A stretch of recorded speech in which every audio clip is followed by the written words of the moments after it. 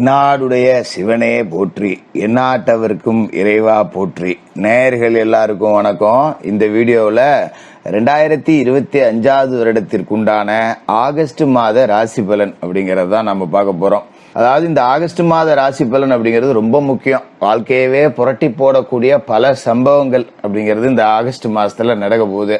என்ன காரணம்னா, முக்கியமான நாட்கள் நிறைய இருக்கு, முக்கியமான கிரக நிலைகள் இருக்கு. அதனால ரொம்ப துல்லியமா பார்க்கணும். அதாவது விசுவாவசு வருடம் ஆடி மாதம் 16ஆம் தேதி வெள்ளிக்கிழமை ரேவதி நட்சத்திரம் மீன ராசி அஷ்டமி திதியில இந்த ஆகஸ்ட் மாசம் அப்படிங்கிறது பிறக்குது. கிரகங்களோட நிலை அப்படின்னு பாத்தீங்கன்னா, ராஜா சூரியன் கடகராசியில இருக்காரு. 17ஆம் தேதி சிம்மத்துல போய் ஆட்சி பெற்று உட்கார போறார் சூரியன். செவ்வாய் கன்னிராசியில இருக்காரு. புதன் மிதனராசியில ஆட்சி பெற்று உட்கார்ந்து 3ஆம் தேதி கடகராசிக்கும் 25ஆம் தேதி சிம்ம ராசிக்கும் போகுது.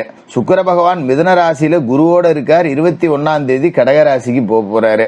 குரு பகவான் மிதன ராசியில இருக்காரு. சனி பகவான் மீன ராசியில வக்கரகதி அடைஞ்சிருக்காரு. ராகு கும்பராசியில குரு பார்வையோட இருக்காரு. கேது சிம்ம ராசியில இருக்காரு. இந்த மாசம் 3ஆம் தேதி பாத்தீங்கன்னா ஆடி பெருக்கு வருது. காவிரியில, அதாவது புனித நதிகள் எதா இருந்தாலும் சரி, நதிகள்ல நீராடுறதுக்கு ஒரு முக்கியமான ஒரு மாசம்.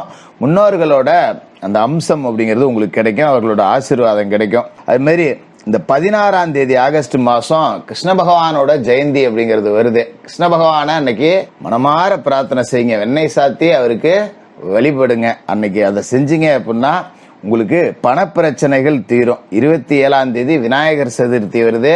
விநாயகர் பெருமானுக்கு அருகம்புல் மாலை சாத்தி கருப்பு கொண்ட கடலையில சுண்டல் செஞ்சு நைவேத்தியமா படைச்சு விநாயகரை வணங்க சகல விதமான நன்மைகள் கிடைக்கும்.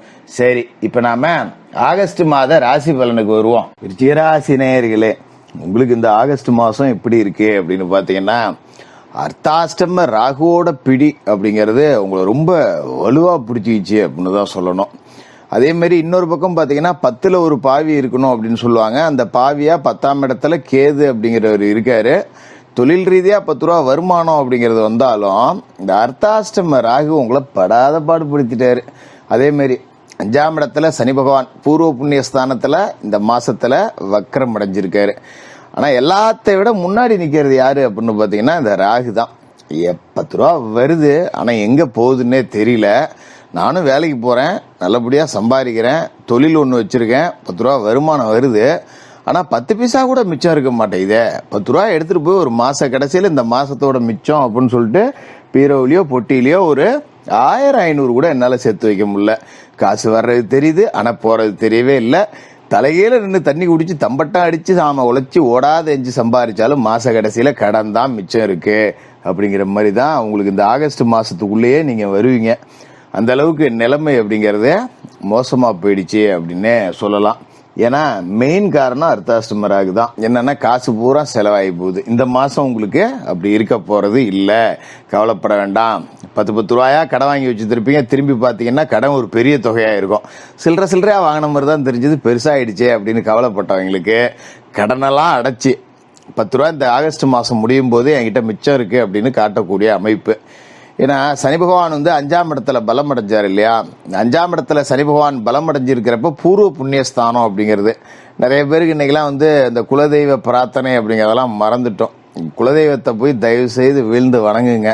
குலதெய்வ கோவிலுக்கு வருஷத்துக்கு ஒரு தடையாவது போங்க. ஒரு பொங்கல் வச்சு வணங்கிட்டு வாங்க, விளக்கு போட்டு வணங்கிட்டு வாங்க. இல்லைன்னா 5ஆம் இடத்துல சனி இருக்கும்போது பிரச்சனைகள் வரதான் செய்யும். குலதெய்வத்தை நீங்க குளிர்விச்சிங்க அப்படின்னா, முன்னோர்களுக்கு செய்ய வேண்டிய தர்ப்பணங்களை முறையா செஞ்சீங்க அப்படின்னா, 5ஆம் இடத்துல சனி இருக்கும்போது கோடீஸ்வர யோகத்தை கொடுத்துட்டு போயிடுவாரு. நிறைய பேர் அதை செய்யறது இல்லை.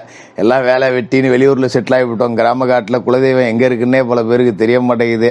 அதனால குலதெய்வ கோயிலுக்கு போக முடியாதவங்க கூட குலதெய்வ பேரை சொல்லி வணங்கி அமாவாசை நாட்கள்ல பௌர்ணமி நாட்கள்ல ஒரு 4 பேருக்கு குலதெய்வ பேரை சொல்லி வணங்கிட்டு அன்னதானம் அப்படிங்கிறத பண்ணுங்க. அப்பதான் நீங்க முழுசா முன்னுக்கு வரலாம். இந்த மாசத்தை பொறுத்த வரைக்கும் ராசிக்கு அதிபதியான செவ்வாய் உங்களோட ராசிக்கு லாப வீட்டுல இருக்காரு. ராசிக்கு மட்டும் அவர் அதிபதி இல்ல, 6ஆம் வீட்டுக்கும் அவர் தான் அதிபதி. அவர் லாபஸ்தானத்துல இருக்கார். அதாவது கன்னி செவ்வாய் கடலும் வற்றும் அப்படிம்பாங்க. ஆனா உங்களை பொறுத்த வரைக்கும் அது லாப வீடுங்கிறதால கடல் போல வாய்ப்புகள் தேடிக்கிட்டு வரும். நீ என்னவாகணும்னு நினைச்சீங்களோ அதுவாகவே மாறுவீங்க அப்படின்னு சொல்லக்கூடிய அளவுக்கு லட்சியம், நோக்கம் எல்லாம் நிறைவேறக்கூடிய ஒரு அமைப்பு அப்படிங்கிறதையும் கொடுப்பாரு. அது மாதிரி பழைய பாக்கிய வசூலாகும்.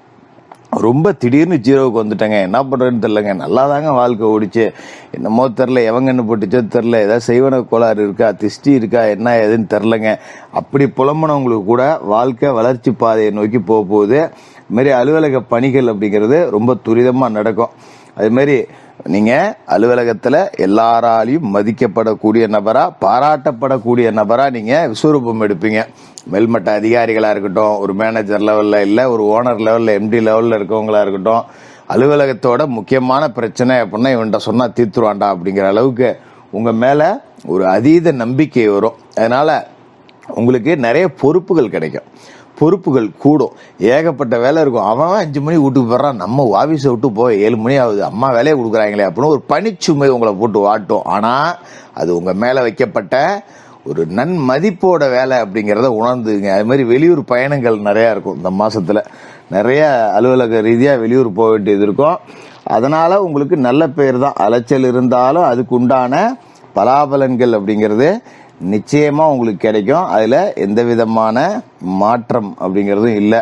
அதேமாரி மாதம் தொடங்கி 3ஆம் தேதி கடகராசிக்கு புதன் பெயர்றார். அதாவது 8க்கும் 11க்கும் அதிபதியான புதன் பாக்கியஸ்தானத்துக்கு போய் சூரியனோட சேர போறாரு. புத ஆதித்ய யோகம் அப்படிங்கிற யோகத்தையும் கொடுப்பாரு. இதுதான் அரசாங்க வேலை குடிக்கக்கூடிய அமைப்பு. பசங்க யாராவது வேலை படிச்சுட்டு வேலைக்கு முயற்சி செஞ்சுக்கிட்டு இருந்தாங்க, ஒரு போட்டித் தேர்வு எழுதிட்டு இருக்காங்க அப்படின்னா அவங்களுக்கு இப்போ அரசு வேலை கிடைக்கக்கூடிய வாய்ப்பு. அதுமாரி நீங்களே அரசாங்கத்தில் ஒரு டெம்பரவரியாக இருக்கேன், ரொம்ப நாளாக பர்மனெண்ட் போடுவாங்கன்னு இப்படியே ஓட்டி விட்டேன், இப்போ வேறு இடத்துக்கு போகவும் மனசு இல்லையா அப்படின்னு இருந்தவங்கலாம் இப்போ மேலே உள்ள அதிகாரிகளை பிடிச்சி ஒரு பர்மனெண்ட் ஆகிறதுக்கு முயற்சி செஞ்சீங்க அப்படின்னா அது இந்த காலகட்டத்தில் உடனே நடக்கக்கூடிய அமைப்பு அப்படிங்கிறது இருக்குது. இப்போ சனி பகவான் பலம் இழந்துட்டார். எங்கே? 5ஆம் இடத்துல பூர்வ புண்ணிய வீட்டில் அவர் பலம் இழந்து போயிருக்கார். அப்போ என்ன நடக்கும் அப்படின்னு பார்த்தீங்கன்னா அந்த பூர்வ பாவங்கள் அப்படிங்கிறது உங்களை லேசாக கொஞ்சம் வாட்டும். அதாவது அதுக்காக அவங்க முன்னோர்கள் பாவம் செஞ்சாங்க அப்படின்லாம் நான் சொல்ல வரல. எந்த பாவமாவது நீங்கள் செஞ்சுருந்தீங்க அப்படின்னாலும் அந்த பாவங்கள் அப்படிங்கிறது கழியணும். அப்போ என்ன செய்யணும் அப்படின்னா ஆகஸ்ட் மாதம் 3ஆம் தேதி ஆடிப்பெருக்கு வருது. ஏதாவது ஒரு நதி உங்கள் வீட்டுக்கு பக்கத்தில் இருக்கக்கூடிய ஓடக்கூடிய நதியில் நீங்கள் போய் நல்லா தலை முழுகுங்க. ஏன்னா இந்த ஆடிப்பெருக்கு தலை முழுகிறது அப்படிங்கிறது பூர்வ ஜென்ம பாவங்கள் அப்படிங்கிறத கழிக்கும். அதை செஞ்சுட்டு அன்றைய தினம் ஏழைகளுக்கு அன்னதானம் அப்படிங்கிறது பண்ணுங்க. அது மாதிரி 16ஆம் தேதி கிருஷ்ண ஜெயந்தி வருது. கிருஷ்ண பகவானுக்கு வெண்ணெய் நெய்வேத்தியமாக படைச்சி கிருஷ்ண பகவானை வணங்குங்க. 27ஆம் தேதி விநாயகர் சதுர்த்தி வருது. விநாயகர் பெருமானுக்கு அருகம்புல் மாலை சாத்தி வணங்குங்க. அது மாதிரி மிதன ராசியில சுக்கிரன் இந்த மாசம் முழுக்க இருக்க போறார். அதாவது குருவோட சேர்ந்து சுக்கிரனும் இருக்கார். அப்படிங்கிறப்ப இதுவும் ஒரு நல்ல நேரம் அப்படிங்கிறதான், கவலைப்பட தேவையில்லை. மிக அற்புதமான ஒரு காலகட்டம் உங்களுக்கு வரும். எதை பத்தி நீங்க கவலைப்படாதீங்க, ரொம்ப நல்லா இருப்பீங்க. அஷ்டமத்துல சுக்கிரன் இருந்தாலும் கூட அவரு உங்களுக்கு நல்லா பார்த்துப்பாரு. எதை பத்தி நீங்க கவலைப்பட வேண்டியதில்லை. அஷ்டமத்துல சுக்கிரனும் குருவும் சேர்ந்து இருக்காங்க. இருந்தாலும் அது உங்களுக்கு பெரிய அளவுல பாதிப்பு அப்படிங்கறத ஏற்படுத்தாது. என்ன ஒரு விஷயம்னா கால்நடை வளர்க்குறவங்க கொஞ்சம் கட்டுப்பாட்டில் வச்சு வளர்த்துக்கணும். அது மட்டும்தான் முக்கியமான விஷயம். மற்றபடி பெரிய பாதிப்புகள் எதுவும் இருக்காது. இந்த மாசம் நல்ல மாசமா இருக்கும். தொடர்ந்து நீங்க இந்த விநாயகர் கவசம் அப்படிங்கறத வீட்டில் படிச்சுக்கிட்டே இருங்க. மிக சிறந்த ஒரு மாதமா இந்த ஆகஸ்ட் மாசம் இருக்கும். விருச்சிக ராசிக்காரர்களுக்கு வாழ்த்துக்கள்.